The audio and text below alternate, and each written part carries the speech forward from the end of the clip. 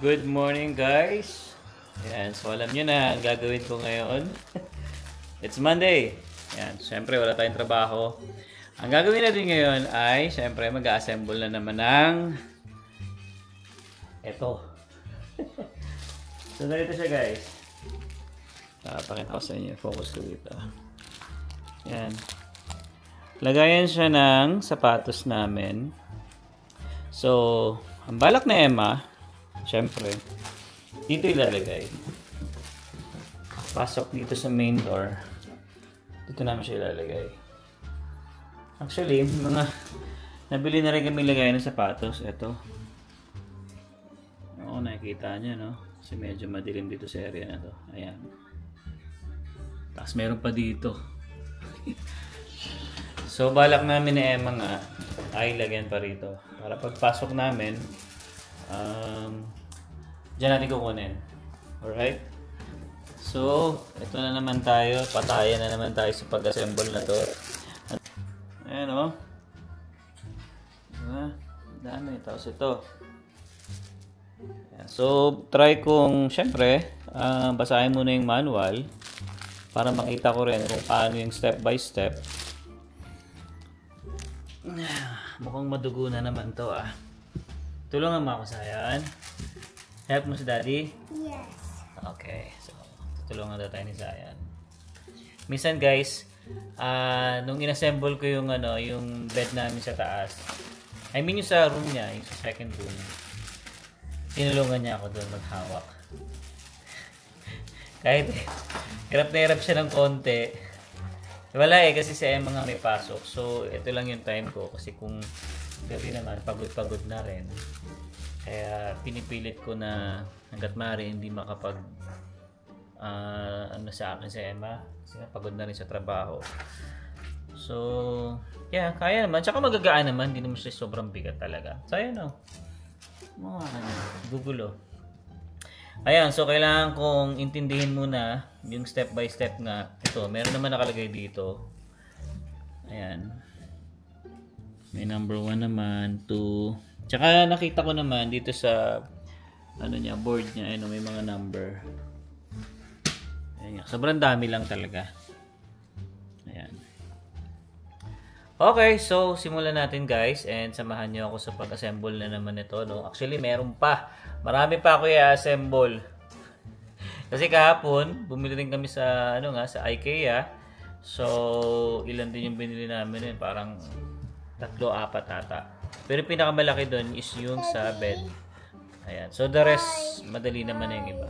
Okay. Number 1 board. Ha? Number 1 board. Ayan. So, yan. Assemble muna natin, guys. And, yeah, let's go.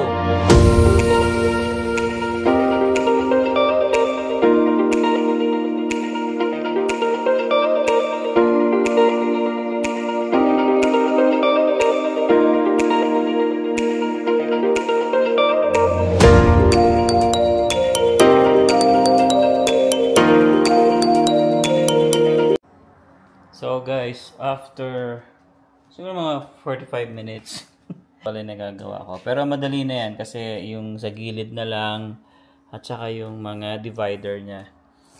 Pero kailangan natin sunduin si Emma. Kaya kailangan natin magbihis. At syempre, bibisan pa itong bulinggit natin. So hayaan na muna natin madumi yan kasi hindi pa tayo tapos. Mamaya na lang ulit pagbalik namin siguro. Pag sa kakulit ito itutuloy, no? Pero mabilis na yan. Then after niyan siguro gagawin ko pa yung mirror ni Emma. Yung vanity niya. Alright? So, bis muna tayo. Alright, so alis na tayo guys. No? Sunduin na natin si Emma.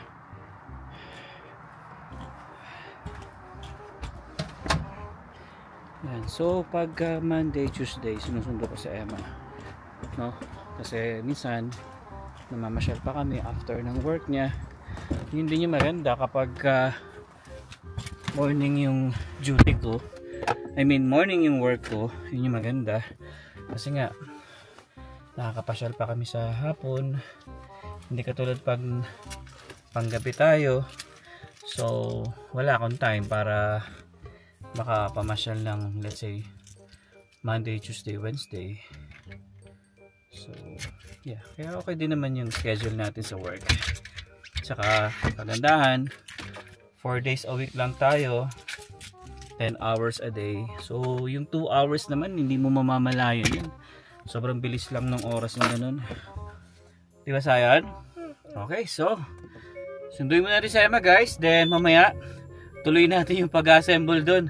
At medyo madugo din. Pero hindi siya katulad nung yung nakaraan na binuo ko yung sa isang namin. Ako, umabot ako sa kalahating oras. Pero dito siguro mga 1 oras lang. Alright, so let's go! Dito na tayo guys sa office ni Emma. Pero di pa rin siya lumalabas. Sabi ko mga 2 minutes na lang ako eh. Pero yeah, tapos na rin naman yan. 4:32 na. Sakto. Almost, bali yung biyahe namin guys from bahay papunta dito sa work ni Emma is 17 minutes. No? Tapos ako naman, halimbawang pumapasok ako sa umaga, kasama ko si Zion. So, bali papatak ako ng mga 25 kasi uunahin ko muna si Zion ng Ogden. Then ako naman, from Ogden to work ko is siguro mga 7 to 10 minutes. Matagal na yung 10 minutes. Ano na yun, traffic na yun pag 10 minutes. Ayan. So, ganun yung inaalat kong time pagka Wednesday to Friday. Ayan. So, kami ni Zion ay, yan, sabay kami lagi pumapasok. At pag-uwi sa hapon, sabay kami niyan. Kasi nga, kailangan ko siyang sunduin before 6. Which is okay din naman, no? Hindi naman ganun kalayo yung work ko sa daycare ni Zion. Kaya maganda yung namin guys, yung location namin. Tapos after pagsundo kay Zion, susunduin ko naman si Emma, then saka kami uwi ng Copperfield. So ganun yung setup namin lagi guys. Alright, so hintayin na lang natin si Emma guys, at baka may ginagawa pa, pero sinabi ko naman na nandito na kami. Okay. So guys, ito papunta tayo sa iFurniture, pero mukhang may banggaan or aksidente tayong naabutan. Ayun, nasa gitna.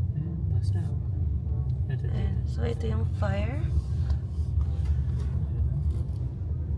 Sino kaya yung bumangga doon? Anahan niya eh. Dalawa ang si RV. So meron din kahapon palang aksidente.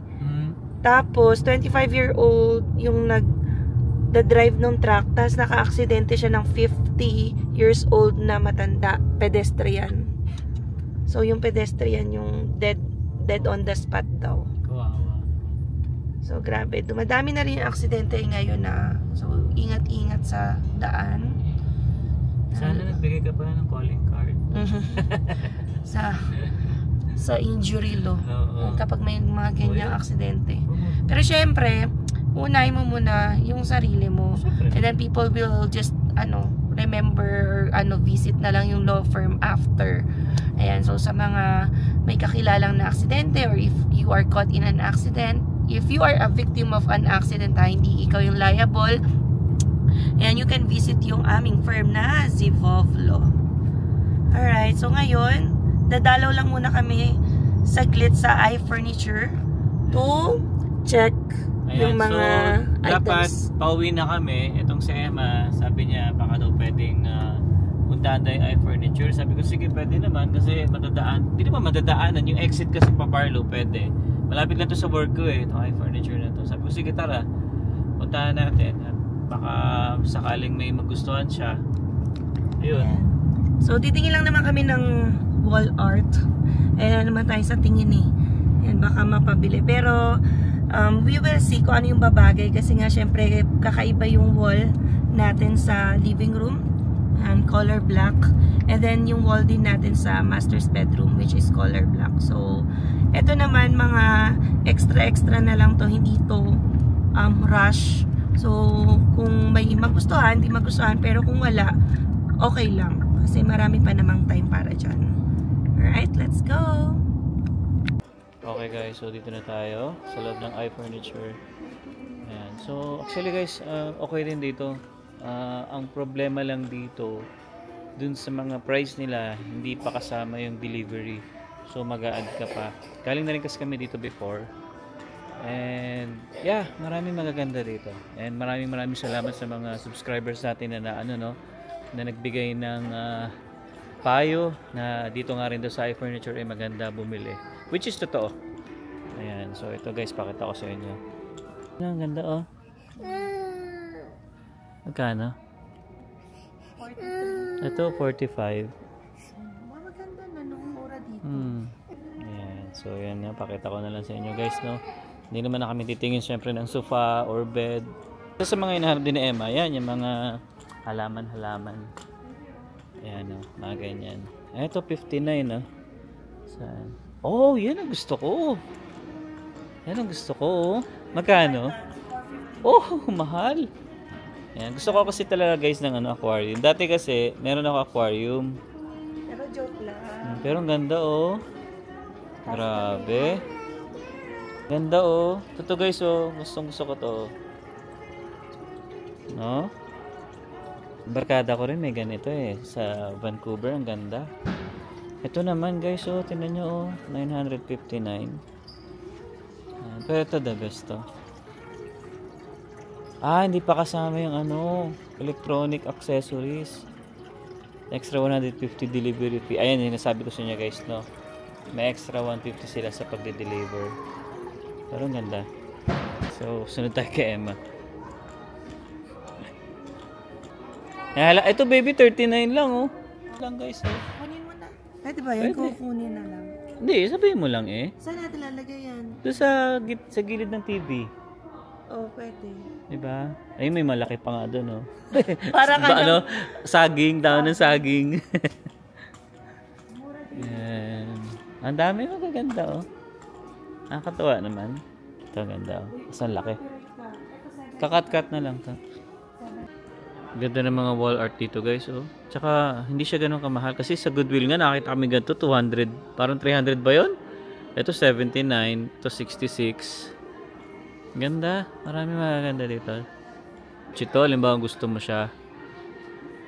Ano to? 79 o 179, baby? Ano? Ganda, no? 79 lang, baby. Ganda, no? Yes, yun. Oh. Wala bang maganda? Ito maganda. 79. Oh. Ganda mo. Ito guys, meron kami nakita dito. Promo siya. 149 na lang.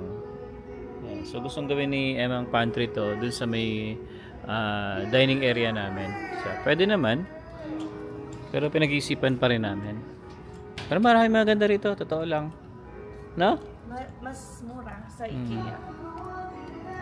So yun guys, no? Hindi ko alam kung may nagustuhan si Emma. Pero ang daming magaganda, no? Maganda. Sisi si Emma. Kasi yung ibang nabili niyo sa Walmart or sa IKEA ay mas mura dito. Pero syempre nandun naman na, wala naman na tayong magagawa guys. Kaya ayun, hindi ano na lang. Nakapunta na rin naman tayo dito pero yung sofa kasi Oo, kasi nung pumunta nga kami dito, hindi naman syempre namin priority yung mga yung mga ganyan. Kaya hindi namin siya napapansin. Syempre more on sofa at saka bed frame lang talaga kami. Kaya yun. So ito na guys, no, tinuloy agad ni Alwin pagdating namin sa bahay yung paggagawa niya at pag-assemble nitong shoe cabinet namin. So this one is from Walmart. Ayan, so medyo grayish white yung pinili namin para hindi naman purely white lahat ng mga gamit na binibili. Eto na guys, tapos na ang ating pag-assemble. Eto na siya. Yun, no? Nice. Diba? So far, medyo, hindi naman ako masyadong nahirapan magkabit. Okay naman yung manual niya. Unlike dun sa talaga. Yun. Yung napakaliit na yun. Yan. Yung napakaliit na yan. Ang hirap i-assemble. Grabe. Yan. So at least ito, maganda yung manual niya. Clear siya. Alright. So yun. Yun ang ating vlog ngayon guys, no? Ayan, kakauwi lang din namin ni Emma. Tapos ngayon ay nagluluto naman ako ng menudo. Ayan, baboy. Kasi sa Emma gusto niya yung mga ganyang klaseng luto, mga masarsa. Ayan. So gumamit lang ako ng ng ganito. Yung ganyan. Mamasitas, menudo apritada mix. So, yan. Kulang nga ako ng ano eh, yung paprika. Hindi ako nakabili ng paprika. Pero okay na rin yan. Importante yung lasa, diba? Masarap. Alright. So yun guys, dito ko natatapos itong vlog. No? I hope na nag-enjoy ka sa vlog namin ni Emma. And yeah, hanggang dito na lang. See you on the next one. Peace.